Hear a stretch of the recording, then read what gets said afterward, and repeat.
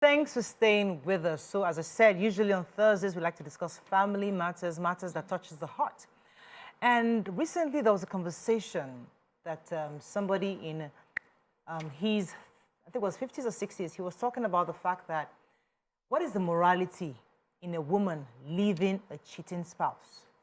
And he argued that, Morayo, there's nothing decent for a woman to leave a marriage simply because her husband is cheating.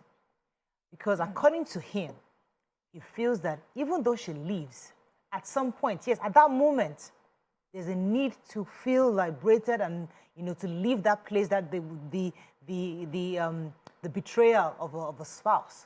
Once you now finally be by yourself and you're now faced with raising 2 or 3 kids, paying school fees, doing all that all on your own because you're left in anger, sometimes the man just moves on.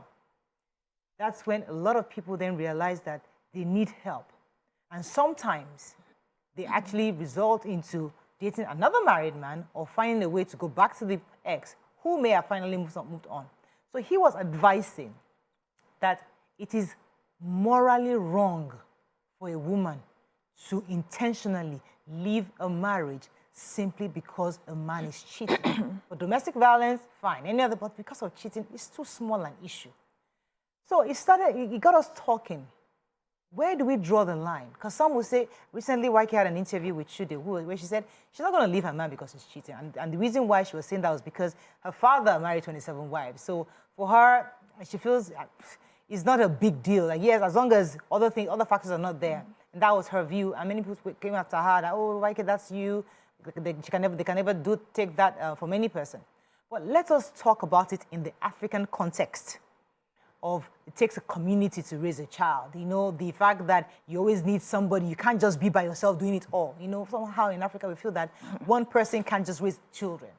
What are your thoughts on this? Is this 60-plus-year-old man right for what he was advising? Or do you think we need to rethink how family structures should look like, especially in the new this new age that we are in? How do we redefine family structures? That's our conversation today.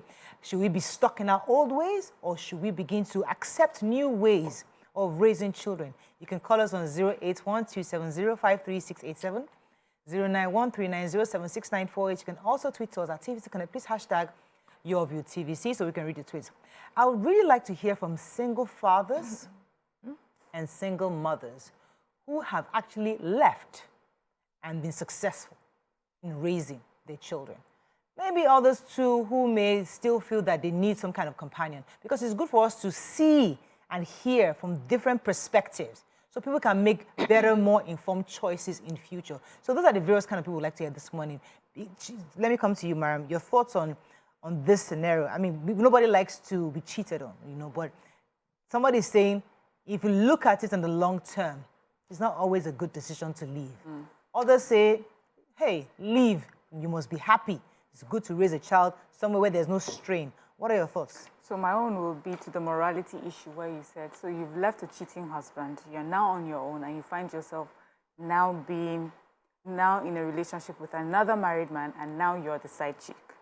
And, so why did you leave the marriage in the first place? If cheating was such a deal breaker for you, how come you're cheating, cheating with someone else? That's someone's marriage. And for me, it's easier or it's more enjoyable to reap where you did not sow than for someone to reap where they did not sow. So I'm the one I've worked at, so that's this marriage. And then someone comes and is chopping out of it. It's harder for me to accept that. But it's much easier for me to be chopping where I did not work hard for. So that is how, people can look at it sometimes. Like, yes, he was cheating. I didn't like that my husband was cheating. But now, I'm getting so... In cheating, they only see the benefits for the person who their husbands are cheating with. So when they're cheating in another relationship now, they are also just seeing just the benefits of being in that relationship. But really, I mean, when you look at it, I think it's an important question to ask. Is cheating really the reason why women are leaving marriages? Is it just because it's just the cheating? Or is the cheating does the cheating open up other issues? Does the cheating, or is cheating like the very last straw of all the things that have been going wrong in the relationship? Or the cheating really is just the cheating? Yeah, so like I have this marriage. As far as I'm concerned, I'm bringing my own side of it. I'm loyal, I'm faithful, I'm hardworking, I'm also financially there. So why am I not enough for my husband? And some people would leave, but the question for me will be, when you leave, it's not necessarily about, okay, so what I'm trying to say is that most people, when they leave, the stories I've heard, it's not that it's one cheating is what caused it. It's just so many other things that go with it. So it's easier to now find yourself in another relationship where you are cheating, and you now try to rationalize it. Right. Where the 60-year-old man was coming from was the fact that, so when you finally leave, however you leave, stay and be by yourself. Yeah, so that's where I'm getting to. So here we are now. I still need companionship. I be by myself or be with someone who is not married, right? Yeah. So I can seek for companionship, or with someone who is not married, someone who is divorced, widowed, or something. But usually it may not even happen that way, especially if you give our own society. Most men, by the time you are a certain age, the men that are eligible to you are usually older and already married. If you find yourself in that sort of situation, people would find an excuse to be the side chick. People always find the excuse. So what will happen? What I'm just trying to say is that by the time you are on the other side being the side chick, you will find the excuses, you find the rationalization to justify where you are. You see? I think this just exposes our hypocritical nature. We are very good at quickly jumping into conclusions and condemning other people, but when we are faced with the same exact situation, we end up doing almost the same things, or even worse.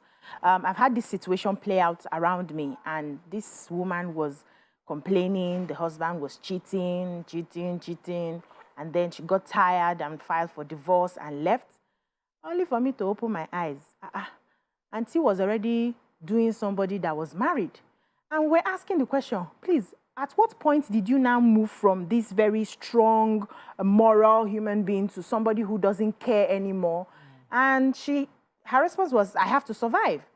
And people now started asking, so why didn't you, since you now understand why most people do what they do, so you now know you have to survive. The person who was doing it to your husband before also had to survive. Now, why did you leave this relationship? So I personally also think that it's not just about cheating, that people don't just separate from relationships, especially in Africa here, just because the man cheated.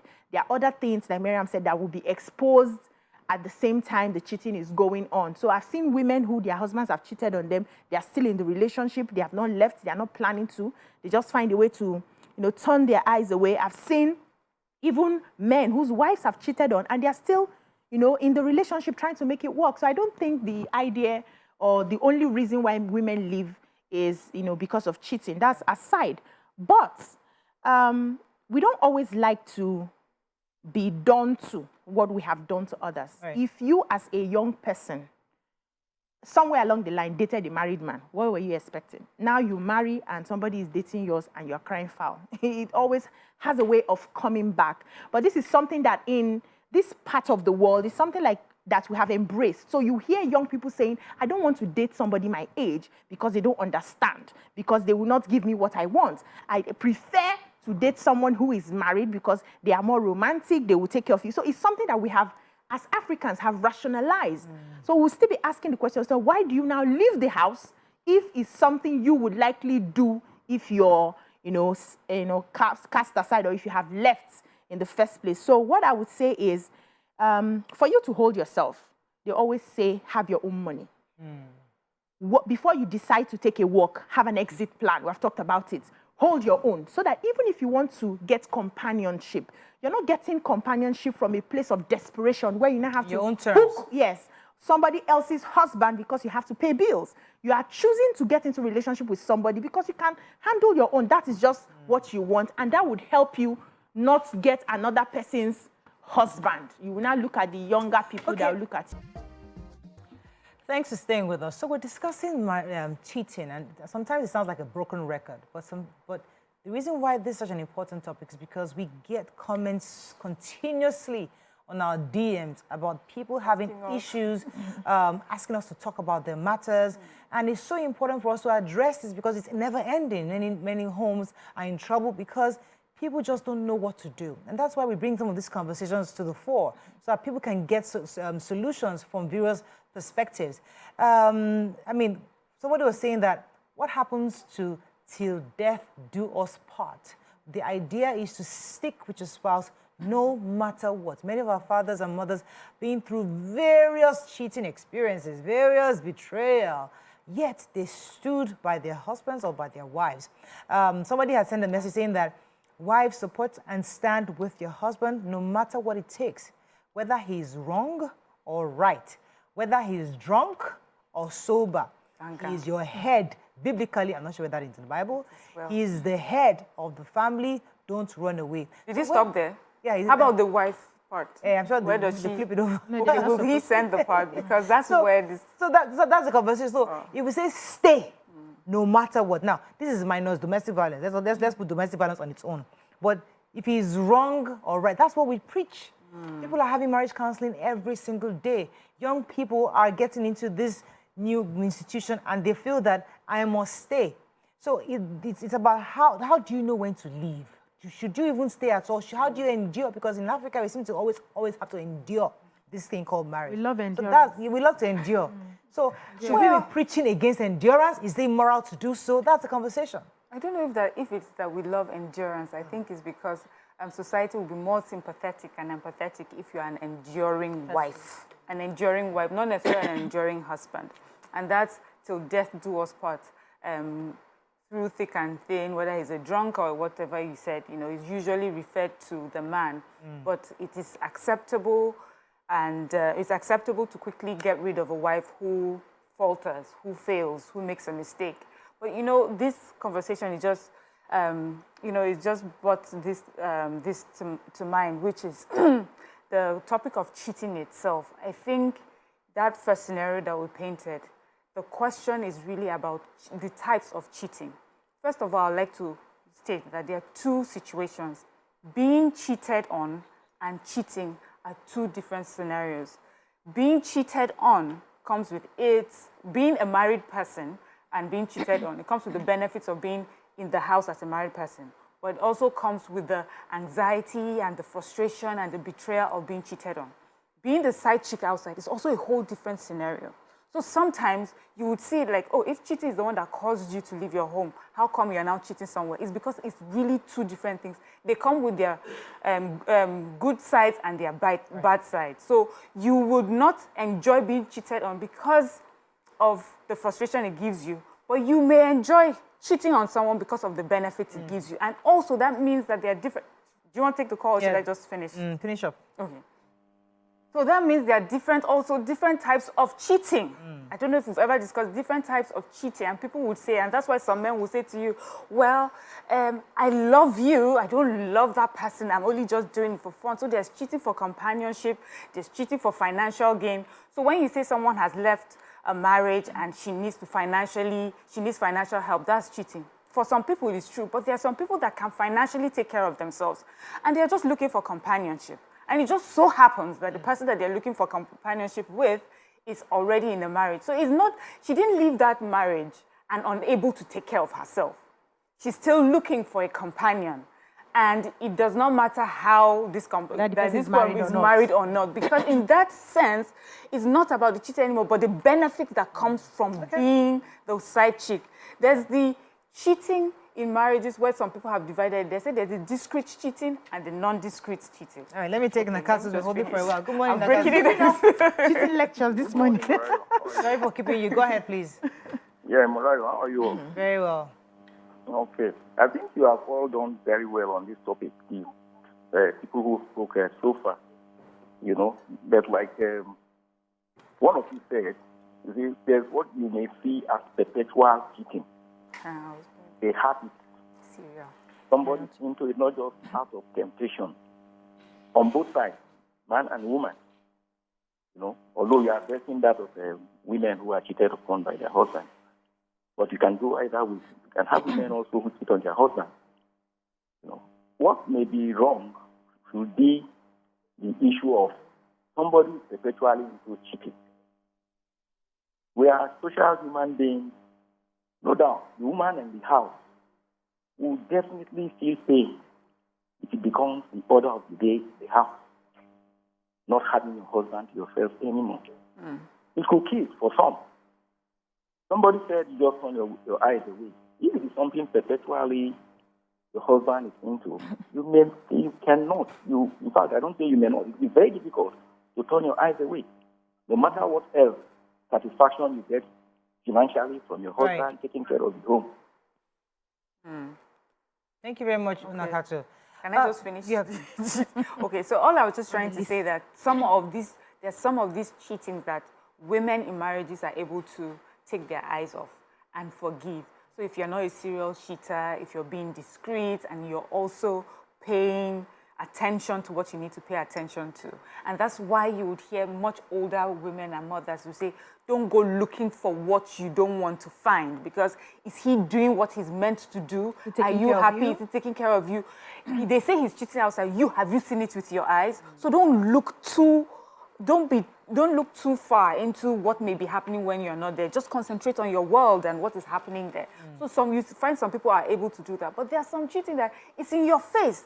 Women will say they bring them to their house. I was upstairs lying down and I heard my husband with his side chick downstairs. I mean, what do you tell that sort of person? And then that person now leaves to be a side chick to someone else. In fact, she will even feel happy that she's doing it to somebody else, so you know how it feels. Let me take Dr. Ayo. Good morning, Dr. Ayo. You're live. Good morning. How are you? Thanks it's a for nice calling. topic. I'm happy for the opportunity to speak with you. The topic you're talking about cheating, is what I want to say one or two things about.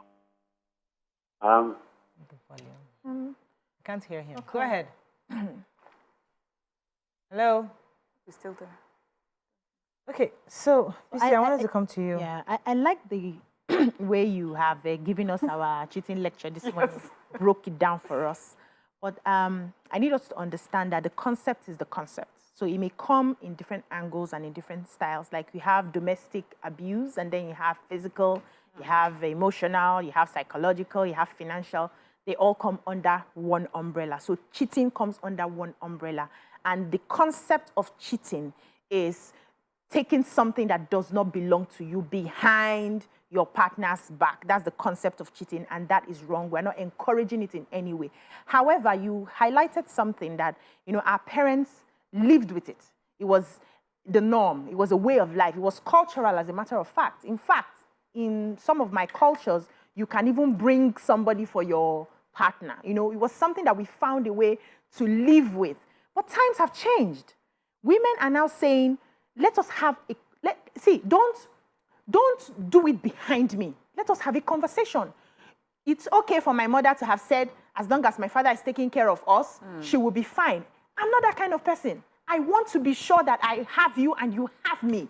And if anything has to happen, if it happens by mistake, the one that you suddenly fall. That happens in Japan. One off for him. Maybe you went on a trip, it was too cold that night, somebody just came to your room. Very specific. It happens in Japan. It happens in Japan, It happens, it's a one-off.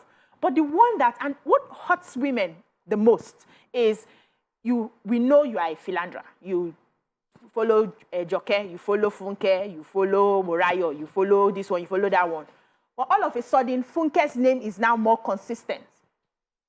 Funke has now captured your attention. You have driven Ngozi, you have driven the other people. It's now Funke. Funke now suddenly becomes a mistress. That's where the problem is. So if you know that he does once in a while, there's a new name.